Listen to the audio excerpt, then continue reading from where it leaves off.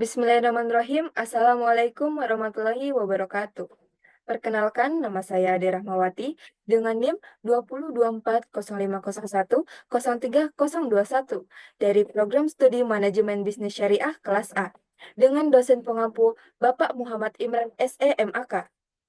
Mohon izin, saya di sini akan memaparkan materi pengantar akuntansi mulai dari kelompok 7 hingga kelompok 13. Nah, langsung saja, kelompok 7 membahas tentang penerapan pengendalian internal dan pengelolaan kas dalam perusahaan.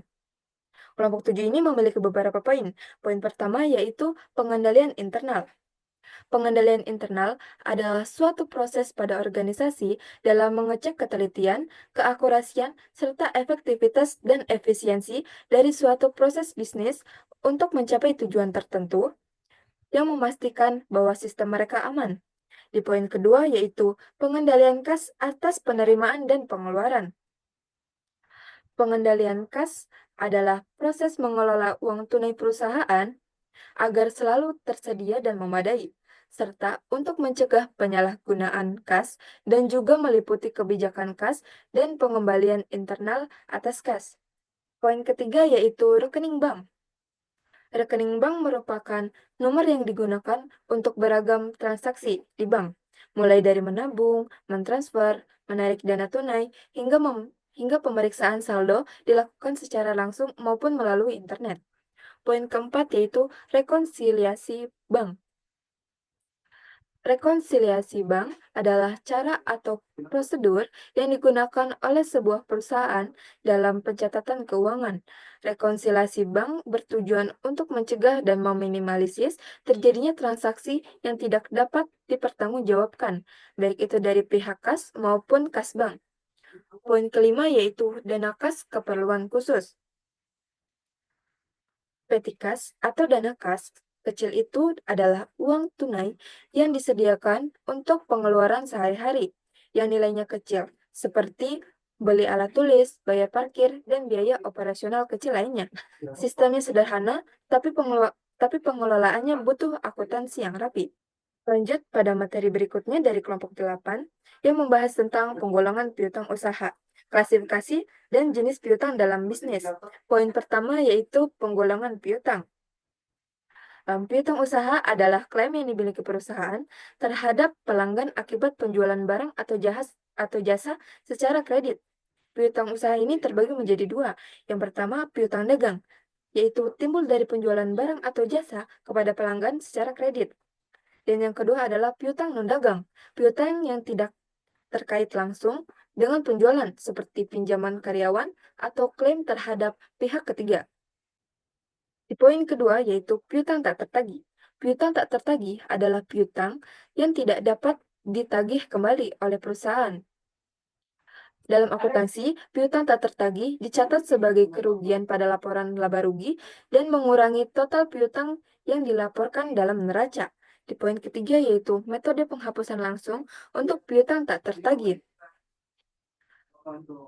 Metode akuntansi penghapusan langsung adalah pendekatan di mana perusahaan menghapuskan piutang yang dianggap tidak tertagih secara langsung pada saat keputusan diambil.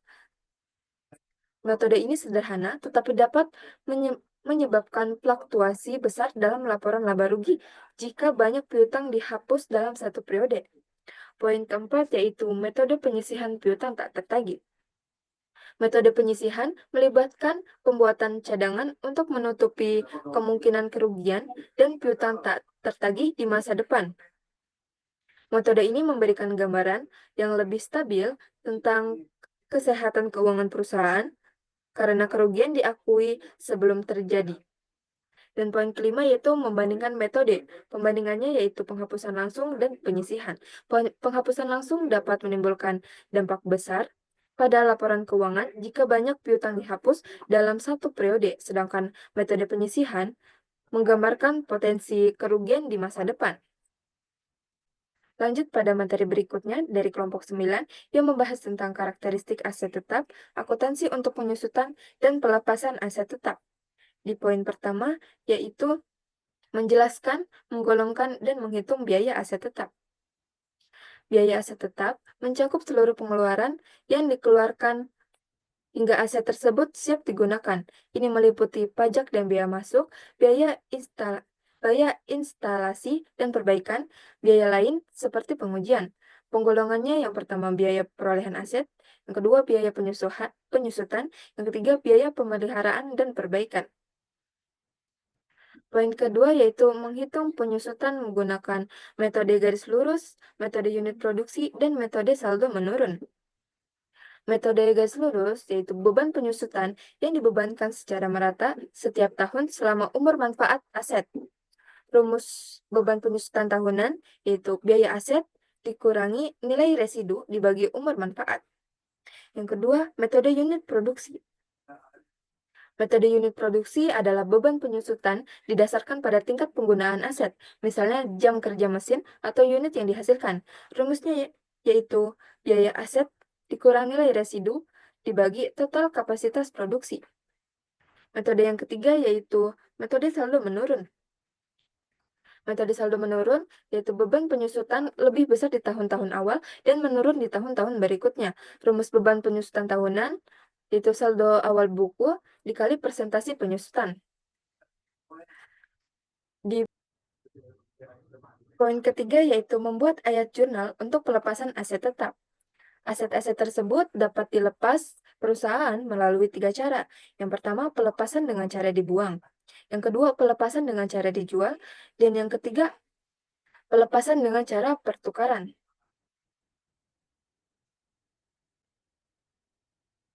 Selanjutnya, pada materi kelompok 10, yaitu memahami aset dan keuangan tak berwujud. Poin pertama yaitu definisi aset tak berwujud. Aset tak berwujud adalah aset non-moneter yang tidak memiliki wujud fisik, namun dapat diidentifikasi dan dikendalikan oleh entitas. Aset tak berwujud juga memiliki nilai ekonomis. Poin kedua yaitu jenis-jenis aset tak berwujud. Jenis pertama yaitu hak kekayaan intelektual, yaitu hak untuk mendapatkan pelindungan hukum atas kekayaan yang berasal dari kemampuan intelektual manusia. Jenis yang kedua itu goodwill. Goodwill adalah nilai tambah yang melekat pada suatu perusahaan yang tidak bisa dihitung hanya dari aset yang ada di buku perusahaan. Jenis yang ketiga yaitu aset lainnya. Aset lainnya adalah aset non-lancar yang tidak dapat diklasifikasi sebagai aset lancar, aset tetap, investasi jangka panjang, dan dana cadangan. Poin ketiga yaitu pentingnya aset tak berwujud dalam bisnis. Aset tak berwujud mendorong keunggulan kompetitif, inovasi, dan pertumbuhan ekonomi bagi bisnis. Aset tak berwujud menciptakan nilai jangka panjang melalui penciptaan ceruk pasar yang meningkatkan pendapatan dan profitabilitas. Poin keempat yaitu penilaian dan akuntansi aset tak berwujud. Penilaian dan akuntansi aset tak berwujud adalah proses mengidentifikasi dan menilai aset non-moneter yang tidak memiliki wujud fisik, tetapi memberikan manfaat ekonomi bagi pemiliknya. Poin kelima yaitu strategi pengelolaan aset tak berwujud. Strategi pengelolaannya yang pertama, identifikasi dan inventarisasi, yang kedua, penilaian dan evaluasi, yang ketiga, perlindungan dan perawatan, dan yang keempat, pemanfaatan monetisasi. Poin keenam, tantangan dan risiko aset tak berwujud dalam bisnis. Tantangannya, yang pertama, penilaian yang sulit. Yang kedua, risiko pelanggaran, dan yang ketiga, kehilangan nilai.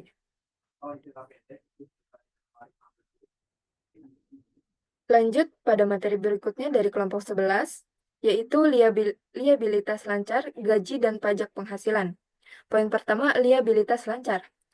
Liabilitas lancar adalah kewajiban yang harus dibayar dalam jangka waktu 1 tahun atau siklus operasi perusahaan, di mana yang lebih lama. Poin kedua, bagian utang jangka panjang yang jatuh dalam jangka pendek.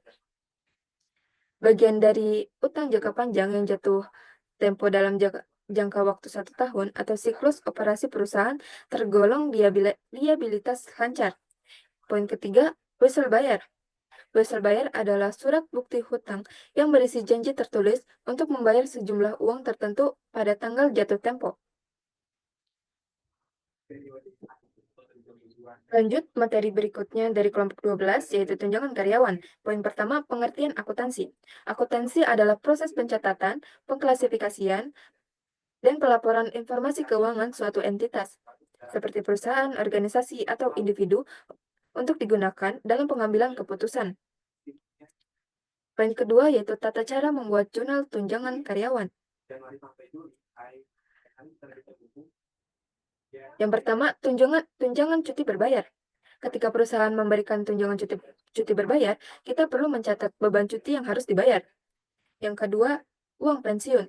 Untuk tunjangan pensiun, perusahaan perlu mencatat kontribusi pensiun yang wajib dibayarkan. Poin ketiga yaitu perlakuan akuntansi. Yang pertama, liabilitas diestimasi. Liabilitas diestimasi adalah kewajiban yang jumlahnya tidak pasti tetapi dapat diestimasi secara wajar. Contoh umum termasuk garis pokok, garansi pokok, pembayaran pensiun, atau pajak yang terutang. Yang kedua, liabilitas kontingensi adalah kewajiban yang mungkin timbul tergantung pada hasil dari suatu peristiwa di masa depan yang tidak pasti, seperti tuntutan hukum atau klaim asuransi. Lanjut pada pembahasan kelompok terakhir, yaitu kelompok 13, yang membahas tentang akuntansi perusahaan, perseorangan, persekutuan, dan likuidasi. Poin pertama yaitu karakteristik dasar perusahaan. Yang pertama, perusahaan perseorangan. Perusahaan perseorangan dimiliki dan dikelola oleh satu individu. Karakteristiknya meliputi kepemilikan tunggal, tanggung jawab tidak terbatas, modal terbatas, dan fleksibilitas. Yang kedua, perusahaan persekutuan adalah bentuk usaha yang didirikan oleh dua atau lebih individu berdasarkan perjanjian. Karakteristiknya meliputi kepemilikan bersama, tanggung jawab tidak terbatas, dan pembagian laba atau rugi. Yang ketiga, Commanditaire Partnership atau CV. CV adalah bentuk perusahaan yang dimiliki dua jenis sekutu. Yang pertama, sekutu aktif, mengelola perusahaan dan bertanggung jawab penuh. Yang kedua, sekutu pasif, memberikan modal tetapi tidak ikut mengelola. Dan yang keempat yaitu firma. Firma adalah persekutuan di mana setiap anggota memiliki hak yang sama dalam mengelola perusahaan. Semua anggota bertanggung jawab secara penuh terhadap kewajiban perusahaan. Poin kedua yaitu akuntansi perusahaan persekutuan. Yang pertama, pendirian perusahaan persekutuan. Yang kedua, pembagian laba atau rugi. Poin ketiga, keikutsertaan dan pengunduran diri rekan dalam persekutuan. Yang pertama, keikutsertaan rekan baru. Yang kedua, pengunduran diri rekan. Yang keempat, akuntansi likuiditas perusahaan. Yang pertama, proses likuidasi. Yang pertama, melunasi kewajiban kepada pihak ketiga. Yang kedua, membagi sisa aset kepada para sekutu sesuai dengan rasio modal. Dan poin kelima yaitu laporan ekuitas perusahaan. Baik, mungkin itu saja materi yang dapat saya paparkan. Kurang dan lebihnya mohon dimaafkan. Dan saya akhiri. Wassalamualaikum warahmatullahi wabarakatuh.